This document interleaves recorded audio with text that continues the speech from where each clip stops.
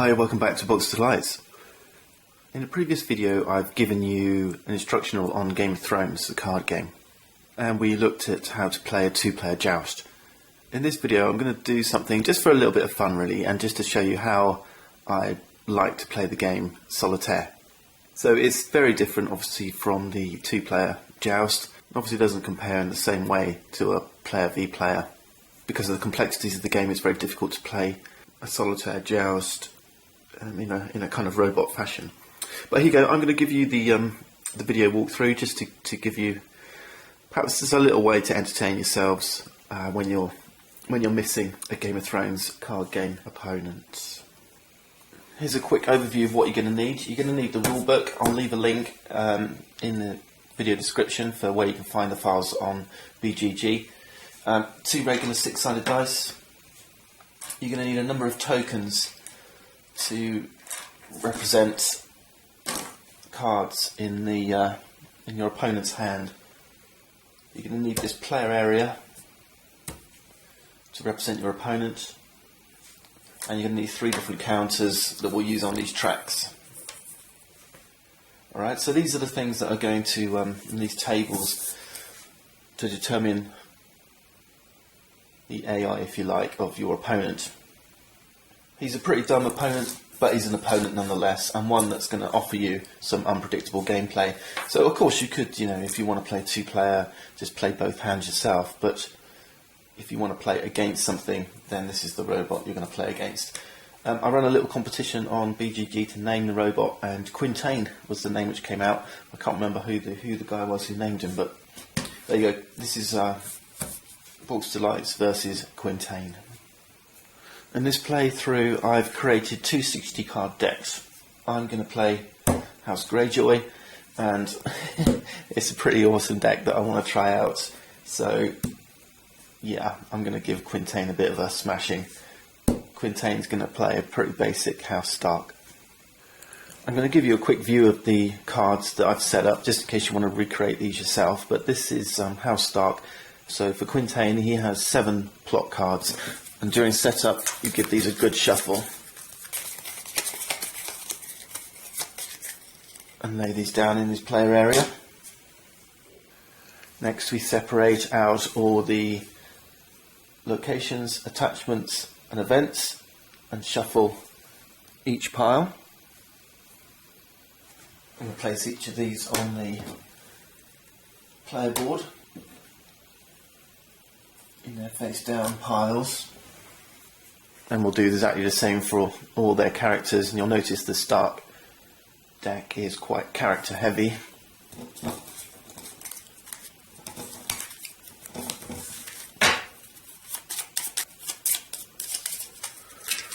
And they'll go face down on the player board as well. Next we'll deal Quintain a hand of 4 cards, but we don't give him actual cards, we give him these tokens, and each one of these tokens represents a card in Quintain's hand, but it's a card of which we don't know the identity yet. Alright, so we call these unallocated tokens. So I know that Quintain's got a hand of 4 cards, but I don't know what those 4 cards are. Okay? In addition, in the Game of Thrones, every player starts with a setup hand of 7 cards. So I'm going to give Quintain 3 more cards in their hands, taking it to a total of 7. But these are what I call allocated tokens. These are 3 cards which I do know the identity of. And every time when we're playing solitaire with Quintain and we allocate a card, we replace a green token with a red token. Alright? So the first card we're going to take is an event card, and we're going to place this in Quintain's hand with a red token on it, and the allocated token on it shows us that it's allocated to his hand, and he's drawn Distraction. The next 2 are going to be 1 character and 1 location, and during setup each player is going to place some cards into play. So at this stage, when a card goes from his hand into play, we remove the red tokens, the allocated tokens, and we discard them. And Quintain's going to place these 2 cards into play. So he has Jon Snow and the frozen moat. Also during setup, the rules for a standard game tell us we can put up to 5 golds worth of characters and locations and anything else with setup keyword into play. We've only got 4 golds worth for Quintain, so he'll get to push 1 more card into play.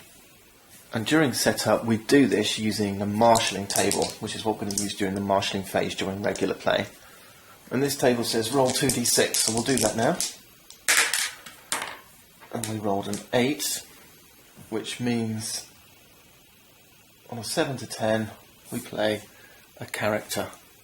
So I'm going to draw a character card, and normally this would go to his hand and I'd place an allocated token on it and remove an unallocated token, unless it was a draw, but this is coming from his hand, remember. But since this is going straight into play, I'll simply put the character into play.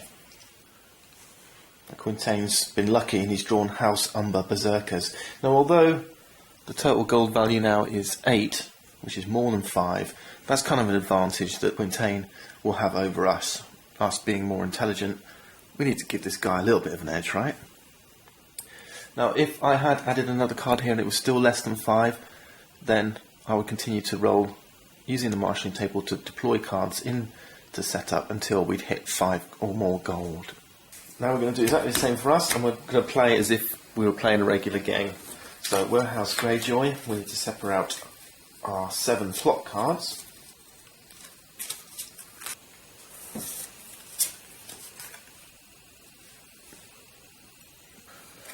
And of course we'll just place our plot cards in our player area,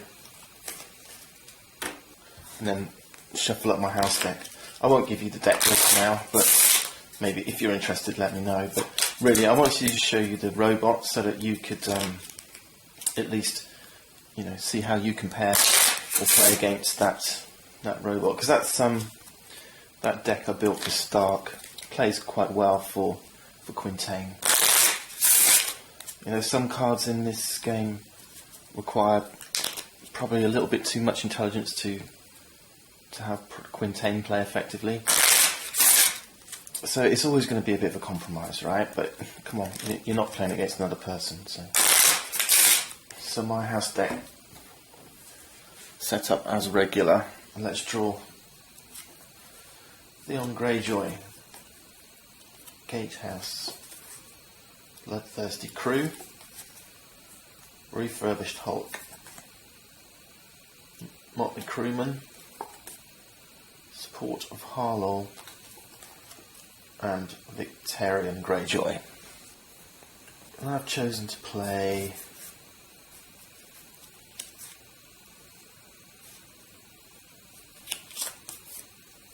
Bloodthirsty Crew, Theon, and the Gatehouse.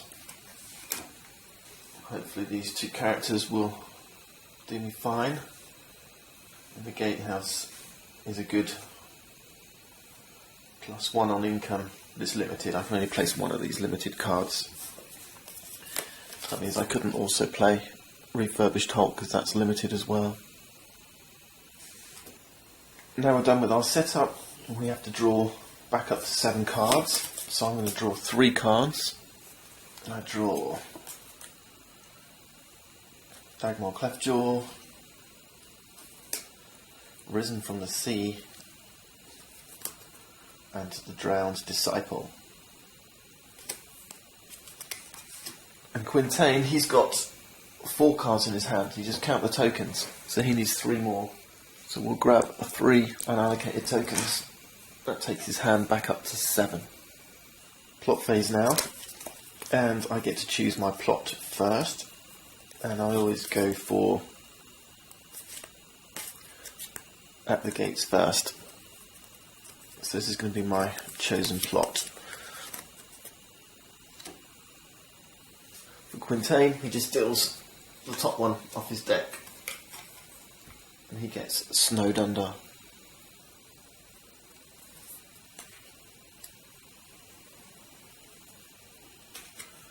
So we'll look at these 2. Quintain's doesn't have a when revealed effect, but mine does. It says, when revealed, if I have no city plot cards in my used pile, search my deck for a Meister card, printed cost 3 or lower, and put it into play, and then shuffle my deck. So I'm going to do that now, and I know exactly what card I'm looking for. I found Meister Wendermere. He's going into play. And I love this guy for his response effect. Kneel Meister Wendermere to save a Greyjoy character from being killed or discarded. Alright, I'll shuffle back up.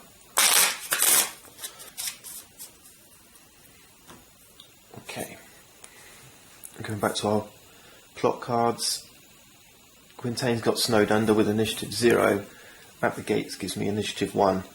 And I will choose to let him go first, I think, and we'll see exactly what it is he does.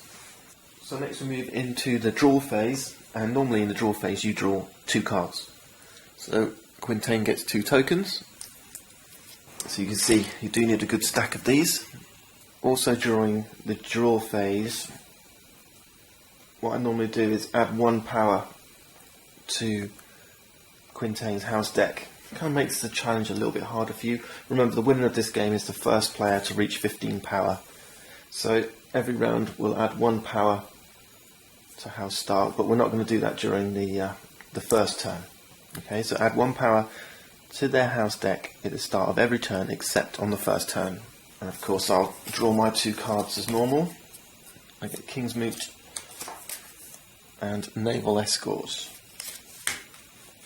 Now we move to marshalling phase. Remember, Quintain is first player. And remember, he has an event card in his hand that triggers during marshalling, and it says, choose a character with the axe icon and kneel that character. Now this is the list of golden rules that I use when playing Solitaire, and there's a rule here, Rule 16, playing event cards. And what this tells me is that Quintain will always play event cards at the first opportunity. So he's going to play Distraction. So that's the first thing he's going to do. We'll move this token because he's putting this into play.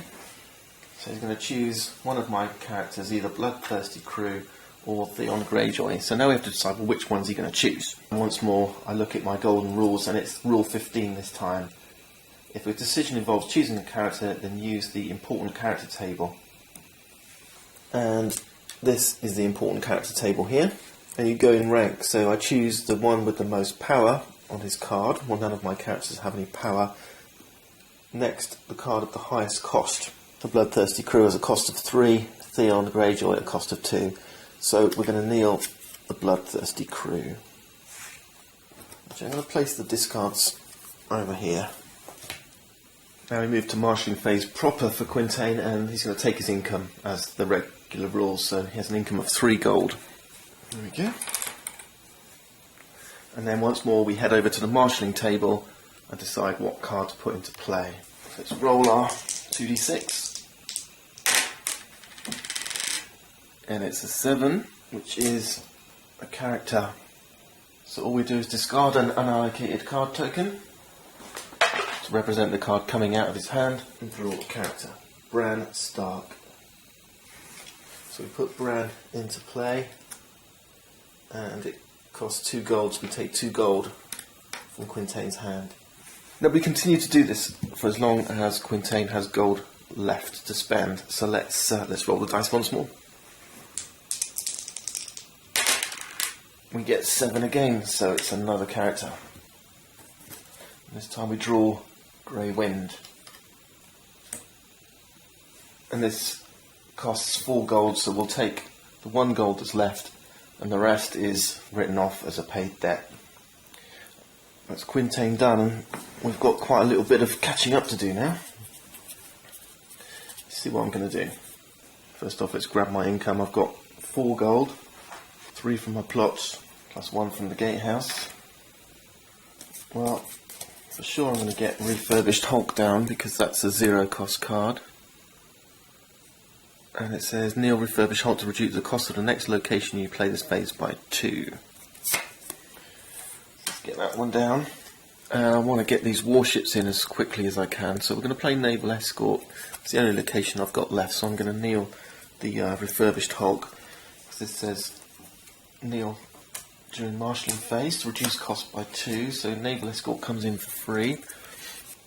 And I want to get Victorian in to play as soon as I can. He's got some good effects, particularly now I've got warship in play. I'm going to start powering this guy up as quickly as possible. So Victorian's coming in, cost of 4.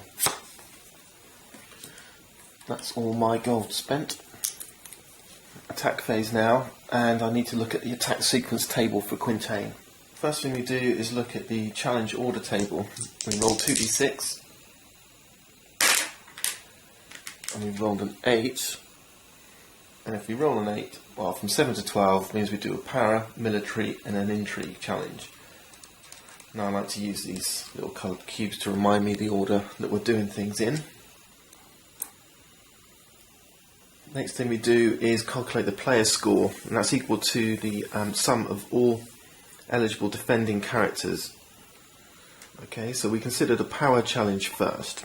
So it's quite a simple rule. We look at all the characters with the blue power icon and we sum their strength. 2 plus 3 is 5. So we record the player score on this lower track as 5. So we've set the player's score, now we set Quintain's score. We also need to roll 2d6, just to give Quintain kind of a level of aggression, so how aggressive is he going to be? And we've rolled a 4, so we'll mark off Quintain's aggressiveness on the number 4. Next we look here and we set Quintain's score, and if Quintain's attacking first we do that on the type of challenge. If Quintain's attacking second, and we use the special instead. So what that means is if Quintain was going second, we'd place his token on the same spot as his aggressiveness here on special. As he's going first, and it's a power challenge, we follow this line down and we place it there on the -3 spot in line with his aggressiveness. Next, and again we've got different rules on whether Quintain's going first or second. He's going first. It says consider the first eligible character only in attacking character table order. Basically this table says put Quintain's attacking characters in this order. Highest cost first. If their costs are the same, order them by strength. If their cost and strength is the same, order them by stealth. Okay? Well, Quintain's only got 2 characters with the power icon, so we'll order them according to cost first. So it'll be House Umber, Berserkers, and then Jon Snow. We don't need to order them any further than that. So it looks complicated, and it sounds like it might be complicated, but it's not really. Just order them according to their cost, if the costs were the same. So if we had Greywind against House Umber, and we were doing a military challenge, then we would look at their cost, then we would compare their strength, and then the table says if any of them have stealth, which they don't. Then it says if any of them have renown, which they don't. Then it says the least number of challenge icons. So the character with the least number of challenge icons would come first. Right? So that's how you would separate those two. As it goes, we're doing a power challenge and it's resolved. And the order's resolved straight away by cost. So we're going to consider just the House Umber Berserkers in this attack. And if this card on its own is enough to satisfy the challenge, then we'll use that. If it's not, then we'll add the next character, and so on until we've reached enough cards that Quintain is happy to commit to the challenge. So how do we make that decision? We just continue to follow the flowchart here. It says check if we can stealth past any. No, we can't. We add character strength to the challenge track. And our Berserkers are strength 4, so 1, 2, 3, 4. Is our number higher than the player's score? No, it's not. So we continue to consider other characters. So let's add Jon Snow. And he has a strength 3. 1, 2, 3. Still not high enough. And that's the end of it. So we've reached our final decision. We didn't get Quintain's score up as high as the player's score, so he just chooses not to conduct that challenge. Now, with the aggressiveness set really low as it was, we had that really low roll of 4. What that means is, for this round, Quintain's not playing aggressively, he's playing defensively, so he's going to save his cards and use them in a defensive manner. So it's just kind of a random bit of characterisation. So that's the power challenge done. And you could have done that a lot quicker. I've gone it through it real slowly, but you might have seen straight away. -3 plus 7 is 4, and the player's got 5. So now we move on to the military challenge, and we'll sort our cards again. And we're going to put them in attacking character table order once more. So these are our 3 eligible characters. Remember, it was cost first. These 2 are both 4. Then strength. These 2 are both 4. Then whether they have stealth, renown. Then we got down to the least number of challenge icons. So Grey Wind is coming first. Player's score for military is 2 plus 3 is 5 once more. This is a military challenge this time, so there's a chance that the challenge will go a little bit quicker. So we'll add Grey Wind's strength of 4. 1, 2, 3, 4, and we're at 2, which is still not higher than 5. So on his own, Quintain feels Grey Wind is not the man. Let's put House Umber Berserkers in as potential companion with Grey Wind. So we add his 4 strength. 1, 2, 3, 4. Now this is enough. We're at 6, which is higher than the player's 5. So that's an 8 strength challenge, and Grey Wind has deadly. Let's see what we can do about that. Well, I'm going to take a chance, and I know this should succeed anyway, but I'm going to leave the challenge undefended. My only deadly character to reconcile with Grey Wind is Neeld, so that's Bloodthirsty Crew. So Quintain gains 1 power for an unopposed challenge. And with the claim value of 1, I need to kill one of my characters. And I will choose to kill Tyrion Greyjoy, but I'm going to play Risen from the Sea at the same time. And this says, save a Greyjoy character from being killed. Then attach this card to the saved character, and it counts as a condition attachment with text, attached character gains +1 strength. So now Victarion is strength 4. I could have used Meister Wendermere, but I like the idea of getting that +1 strength on him. Okay, now Quintain considers intrigue challenges, but he has no characters with the intrigue challenge icon, so that's his challenges phase over. Now I'm going to attack him, and I think I'm going to go straight for a power challenge because he's only got Jon Snow. So let's go for a power, and hopefully I'll nick that one that I've just placed there back. In addition, Victarion has this Intimidate ability, which means any defending characters with a strength less than 4 now don't count their strength for this challenge. But remember too that Quintain has this Frozen Moat card, and this says during challenges phase choose one attacking character and its printed text box becomes blank. And remember rule 15 about using abilities and responses. You make a decision check on whether Quintain will do it, yes or no, but if there's no negative impact on Quintain, then he will always choose to execute the effect without a decision check. So he's going to choose to do that. He's going to kneel Frozen Moat. So Victarion loses his Intimidate. And now we've got to check to see if Quintain will put Jon Snow in as a defender.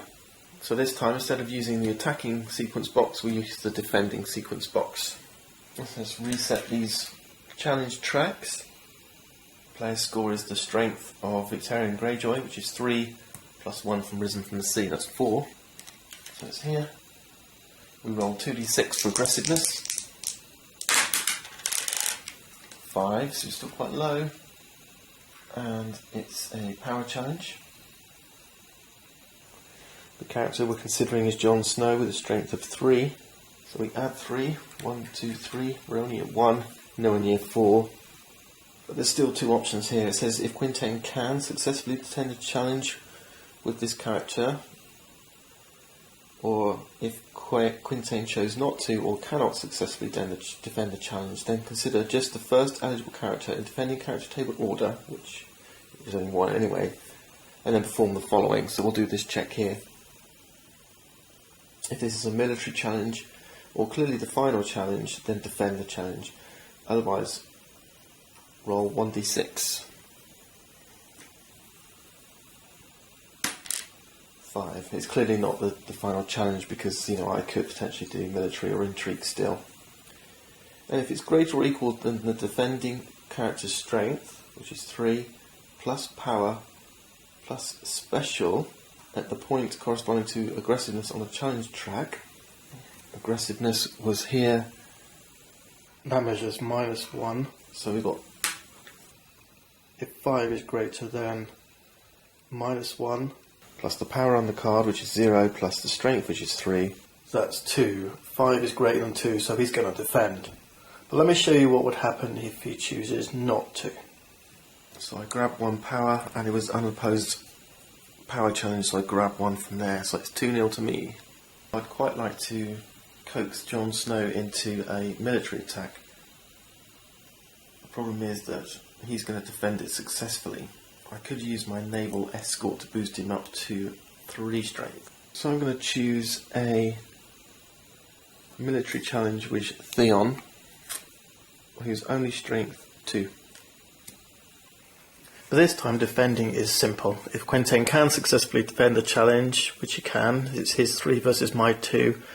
Quintain's got initiative, he went first. He will defend the challenge if this is a military challenge. Okay, so the rules are quite simple here.